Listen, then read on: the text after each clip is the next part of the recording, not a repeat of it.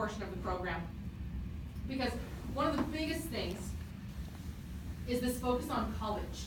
They're doing the whole purpose of the redesigned SAT, the new SAT, was to see if you're ready for college. That's what this entire thing is based on. They want to see what your college level knowledge is. Which, if you think about it logically, that makes no sense. Because you have no college level knowledge, because this is high school. See what I'm saying? We are judging you on concepts that we think get you ready for college by saying you need to be ready for college right now. Which technically makes no sense. Okay, but this is what we're doing anyway. So that's what it is. These benchmarks we have where they say like this score would be considered okay on the SAT, they're setting these benchmarks based on if you would be able to pass a college class. If you get this score or above on the SAT, that should indicate that you can get a C or better in a college class. If you get a lower score, that would indicate you probably wouldn't be successful in a college class. That's what these scores are going to mean on the SAT. Does that kind of make sense? Which brings me to another point. I have a lot of kids ask me, like, what if I fail the SAT? Well, first of all, that's not even a thing. That's not real. This isn't a pass-fail kind of test. There's no such thing. There's no A, B, C, D, F. It's just a number. Okay, and then the next question would be, what does my score mean? Like, is it good? Is my score good or bad? And that, honestly, is kind of wishy-washy because it really depends a lot on the college that you're trying to get into and what they consider to be good. Most colleges have ranges. This range would be a 4 score. This range would be good. This range would be excellent for terms of admissions and scholarships, okay? I feel like I can give you a pretty good idea of what your score means, like what range you would be in. But again, it's a range, okay? And most of the time I'm gonna make a face attached to it. It's kind of like a face because it kind of depends on your college to some extent. It's out of 1,600, okay? So I have kids come to me literally and say like, I got a 1410, like is that good? And I feel very comfortable saying, yeah, that's pretty good. that's real good. Yeah, I'd be pleased with a 1410. I have kids coming to me with a 300 and saying, is this bad? And again, I feel pretty comfortable at that point saying, that's bad. It ain't good. Where we get confusing is right around the 1,000 range. That's usually where my kids go, okay, I don't understand. Like, I got a 1060.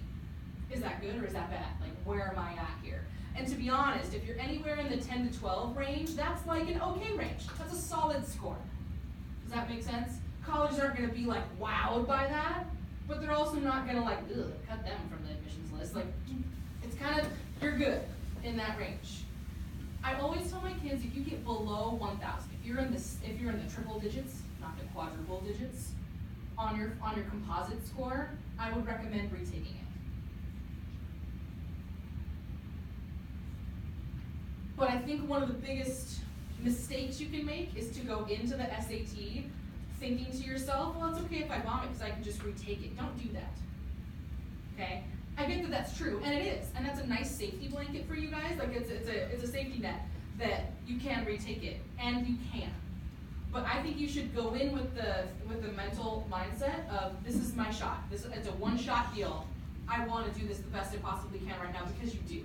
Because the only reason that I can see to retake it is if something's very wrong on the day that you take it the first time. If you have the flu. If something catastrophic happened and you are mentally not prepared to take that test. But you take it and you get your score back and you know it's way lower than it should be. Then I would say retake it. Even then, the only way that you retake that test is if you do a lot of test prep in between sessions. There is absolutely 0 point in retaking it cold. Take it the first time, get a score you don't like, do absolutely nothing, and then retake it. Your score will almost always be lower the second time. And you just spent $45 and 4 hours of your life on a Saturday morning doing it. I'm all about retaking it, but you're going to have to like work your ass off in between, otherwise there's no point. Okay? So don't go in with the mindset that you can just retake it because then you'll probably not work as hard. The The other thing I wanted to point out here is, again, we got the meaning of words right here in the redesigned SAT important features portion. This is vocab. Okay, and then again, we've got the rights-only scoring, which is a fancy way of saying you don't get docked points for wrong answers, okay, which means guess. And I'm going to say that over and over and over again. Guess, guess, guess, guess, guess, guess, okay? The essay portion we're going to get to in a little bit. Right here, we have a breakdown, if you care, of the different sections, which might be helpful for you in terms of time. So the new SAT's on the right there. So you see we've got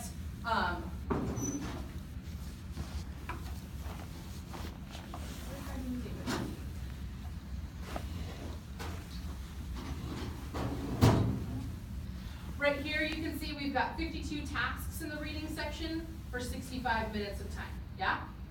In the reading and language, we've got 44 tasks in 35 minutes. There's just one essay, and they give you a 50-minute period of time for that. And then in math, there's 58 tasks in 80 minutes. Okay? For a total of 155 minutes with the essay. Okie doke. And you know from the PSAT there's like breaks in between and all that jazz. So the whole period of time is about 3 hours and 50 minutes. Questions on any of that?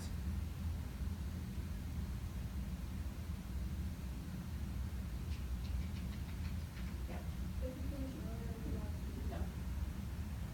You're locked in. Until everybody in your testing room at least is done. There are in between sections, usually for a predetermined amount of time, like your proctor will tell you, like, have a 10-minute break, or whatever it happens to be. And you better be back in that 10 minutes if you're starting. If you're not back in time, they lock you out of the room. The SAT is given, I don't know if you understand this, the SAT is given to every single student in the nation on the same day, at the same time. Does that make sense? To try to eliminate cheating, so you guys can't take a picture of your test and send it to your friend who's going to be taking it tomorrow. You know what I mean? Like the whole thing is it's like overly strict to the point where you're like, holy crap, there's Secret Service guards in the hallway. Like they take it very seriously. So don't mess with the rules. Just go with it. You know what I mean? And they're gonna you're gonna have the proctor that reads the pre-scripted blah, and everything is very regimented and has to start at a certain time, and it's like, oh my gosh. So just roll with it, but it is kind of intense. Just help with your stress level also. Okay, how are we doing so far?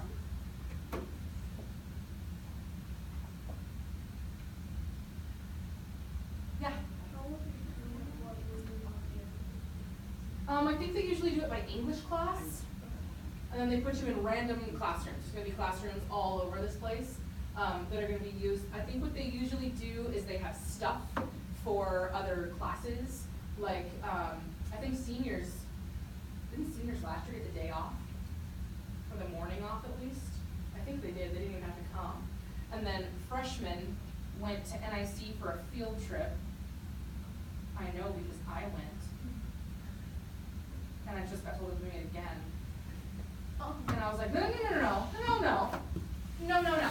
I'm the college prep teacher. Like, I've been doing SAT prep. I should be here during the SAT with my kids. You know what I mean? Like, for moral support and stuff. And they were like, yeah, and that's exactly why you can't be here. You can't be anywhere on campus. So we're going to send you with a freshman on a field. Anyway, I don't want to talk about it. It gives me all, anyway.